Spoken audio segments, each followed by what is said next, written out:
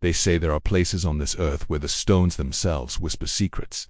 Hidden in the dense jungles of Cambodia lies one such place, a monument so massive, so mysterious, that it has baffled historians, archaeologists, and explorers for centuries. This is Angkor Wat, the city of God Kings.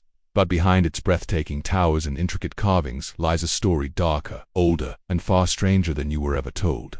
A city built not only for kings, but perhaps by forces that go beyond our understanding. And tonight, we are going to dive deep into its secrets, secrets that have been buried under vines, erased from history, and yet refuse to remain silent. Before we begin, don't forget to like this video and subscribe, because what you're about to discover is a history lesson unlike anything taught in schools. This is the untold mystery of Angkor Wat. When the first Europeans stumbled upon Angkor in the 16th century, they couldn't believe their eyes.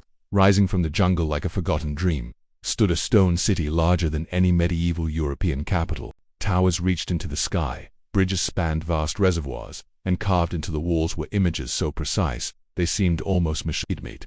Portuguese missionaries described it as a construction rivaling the wonders of Rome and Greece, but no one could explain who had built it, or why it had been abandoned. Locals whispered that giants had raised it in a single night, others claimed gods had descended to create it.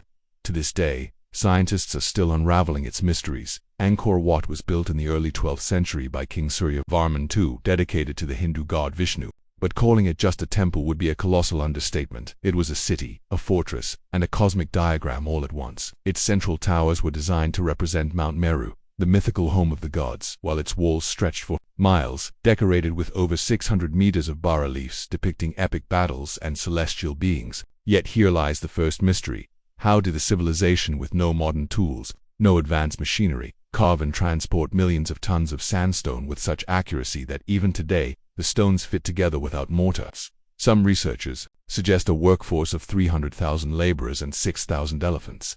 But others argue that such manpower alone cannot explain the precision of the construction. Consider this. The alignment of Angkor Wat is astronomically perfect. Its main axis is oriented toward the west, a direction associated with death in Hinduism.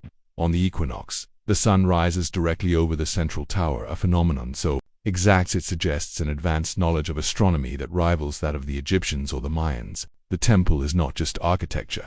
It is a cosmic clock, a calendar carved into stone, tracking celestial movements with almost supernatural accuracy. Was this knowledge inherited from ancient Indian texts? Or does it suggest that the Khmer Empire had access to a wisdom lost to time? But the mysteries don't end there. Carved into the walls of Angkor Wat are hundreds of Apsara celestial dancers, their faces unique, their expressions frozen in eternal grace. But among them lies something far stranger, depictions of animals that shouldn't exist. One carving appears to show a stegosaurus complete with its distinctive backplates. How did a 12th century artist know about a creature that went extinct 150 million years ago? Skeptics dismiss it as coincidence, but for others, it raises uncomfortable questions. Did the builders of Angkor Wat preserve knowledge from an age long before recorded history, when humans and creatures long thought extinct might have coexisted? And then there are the Nagas, the serpent deities carved everywhere in the temple. According to Khmer mythology, the first king of Cambodia married the daughter of a Naga, uniting the world of men and the world of serpent spirits. Some believe this isn't just myth. Could Angkor Wat have been built as a gateway, a bridge between the human world and some other dimension? When you stand before its towering gates, when you see the endless corridors stretching into shadow, you can't help but feel it was meant for something greater than mortal kings. At its height, Angkor was the largest city in the world, covering nearly 400 square kilometers. It had advanced water systems, canals, reservoirs, and moats that could sustain a population of nearly 1 million people. This was at a time when London barely had 50,000 inhabitants. The city thrived for centuries, a center of art, culture, and religion. But then, suddenly, it was abandoned. By the 15th century, the once great capital lay deserted, swallowed by the jungle. Why? Some historians blame climate change. Droughts weakened the city's water system, making it unsustainable. Others say invasions from Siamese armies forced the Khmer rulers to abandon Angkor. But there is a deeper, more unsettling theory. Inscriptions hint at a series of apocalyptic prophecies, warnings that the gods themselves had abandoned the city. Some legends claim the priests foresaw the end of their age, and that Angkor was never truly abandoned. It was simply sealed, waiting for the right time to be awakened again. Explorers who wandered into Angkor Wat in centuries past often reported strange sensations, whispers in the corridors, shadows moving across moonlit towers, an overwhelming sense of being watched. Even modern visitors claim the temple carries an energy, an almost magnetic pull. Scientists might dismiss this as psychological suggestion, but perhaps there's more to it. The Khmer people believed their kings were Devarajas, god-kings, divine rulers whose temples channeled celestial power. If Angkor Wat was designed as a cosmic machine, could it still be humming silently, even now? When French explorer Henry Mort popularized Angkor Wat in the 19th century, he called it grander than anything left to us by Greece or Rome. Yet he also noted something strange. Many of the local people had no memory of its builders. To them, it was simply there, older than anyone could recall. Oral traditions spoke of it being built in a single night by divine architects. How could an entire civilization forget the origins of its greatest monument in just a few centuries? Unless, of course, it wasn't forgotten at all, but deliberately erased. Some researchers suggest Angkor Wat may conceal chambers beneath its foundations, hidden by solid stone floors.